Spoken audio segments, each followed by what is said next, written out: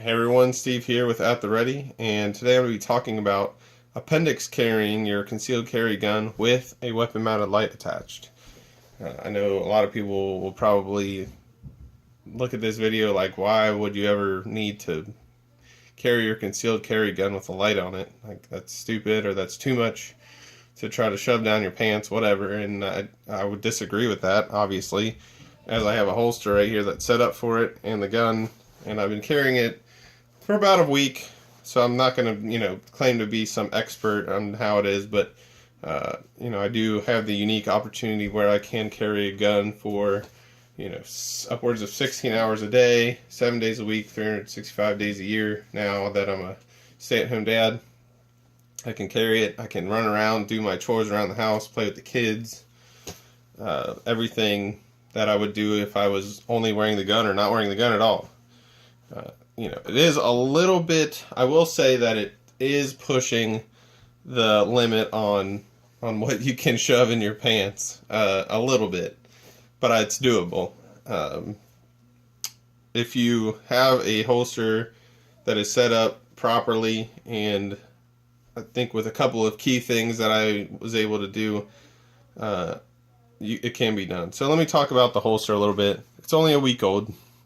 This holster was made by Sean at AO Customs here in Ohio, and he has been doing this only for a couple months, but he is really putting out a quality product. And this isn't really necessarily a review of the holster by any means. I'll do a review of the holster later, but I just want to talk a little bit about it and what the key things that I found are. I've been wearing this holster and gun setup for about a week now, and I definitely found there was a couple of things that I needed to tweak on the gun, and he was able to work with me to get it right, and then now I think it's 100 times better. A couple of things: the retention on this was really tight, and he was able to relax the holster a little bit and bring my retention down to a reasonable level. The retention is still good. This gun is unloaded, by the way, and so you're able to get the gun in. It stays in until you want to pull it out. Definitely a good level of retention. Unfortunately, it doesn't have a screw to adjust like some holsters do, but I think it'll be all right.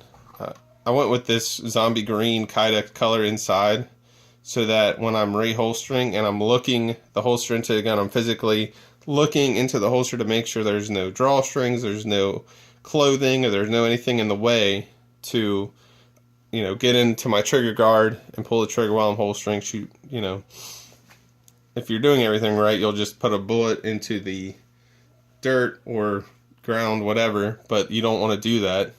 NDs are bad. Negligent discharges, that is. And so with this really bright green inside, I can clearly see that there's nothing inside that is going to cause the gun to go off after I push it all the way into the holster. So that's kind of why I went with that color. You can go with a bunch of different colors. There's many different colors. I liked the carbon fiber look, so he kind of, I picked those colors out and he made the holster for me. So a couple of things that are super critical when appendix carrying with the light, and they're critical anyway, but the light even more so because the flashlight has to go into this holster. One of the things I had him do was put a pretty aggressive flare right here that you can see. And what I found was when I was holstering, without that flare there, you could easily pinch your skin or grab hair or whatever when you're holstering. And you want to be confident with your reholster. You don't want to be nervous about it, because it might cause you to rock the gun this way to kind of rock it in, because then you're pointing at your leg that way, or maybe you're going to rock it in this way, now you're pointing at your other leg versus straight down at the ground where you're not pointing at anything but the ground.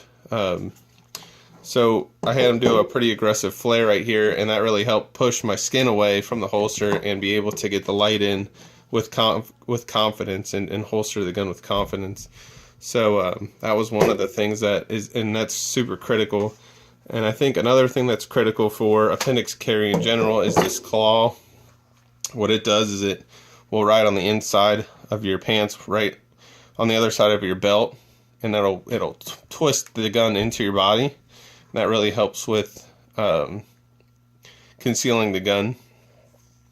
Another thing that's not done on this holster, but I would recommend, is when you get a full sweat guard, make sure the sweat guard covers your sights. I would even like this one to be a little higher, because as you can see, these Dawson Precision sights are swept back just a little bit, and they gouge you a little bit sometimes. I haven't had it so much with this holster because I think that you have so much more length right here, that it turns the gun even more so than it would with just a claw. And so it does tend to keep the sights away from you, from your body, so it mitigates the gouging a bit. But I would go with, you know, maybe even higher in the future. If I reordered this holster, I would make this sweat guard cover up those sights. And I'll show in another video how the JM kydex, they do cover the sight. And I would even like theirs to be a little bit higher. But I just wanted to talk about carrying concealed with a weapon light in this video. It can be done. I've been doing it for about a week now. I'm going to keep doing it just to see how it feels. I think in certain situations, not all, but depending on your day-to-day routine, if your day-to-day routine brings you to a point where you're doing most of your errands, maybe in the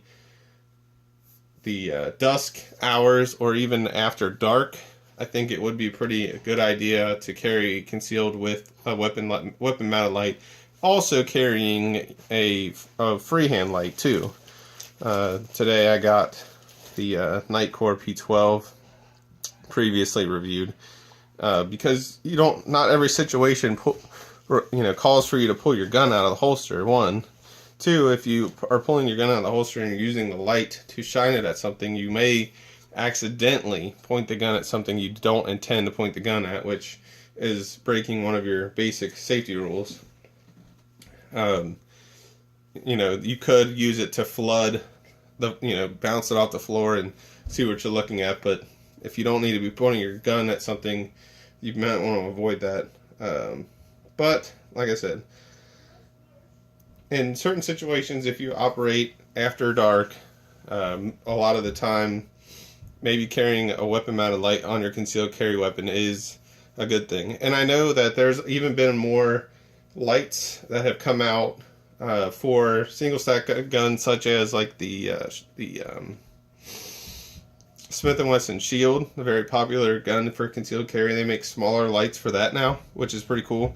You will most likely have to find a custom kydex maker to make you a holster for that light, and I think that would be a little bit easier to conceal carry because it's a smaller package anyway, versus a full-size service pistol with a full-size light on it. So just kind of my 2 cents about that. And once I wear this holster a little bit longer, I will come out with a review of it. And like I said, I got it from AO Custom. You can find them on Facebook. I'll put a link in the description below. So if you have any comments or questions about concealed carrying with a weapon light, go ahead and put them down in the comments below. Please like this video if it was informative and you liked it. Subscribe for more videos. Thanks for watching.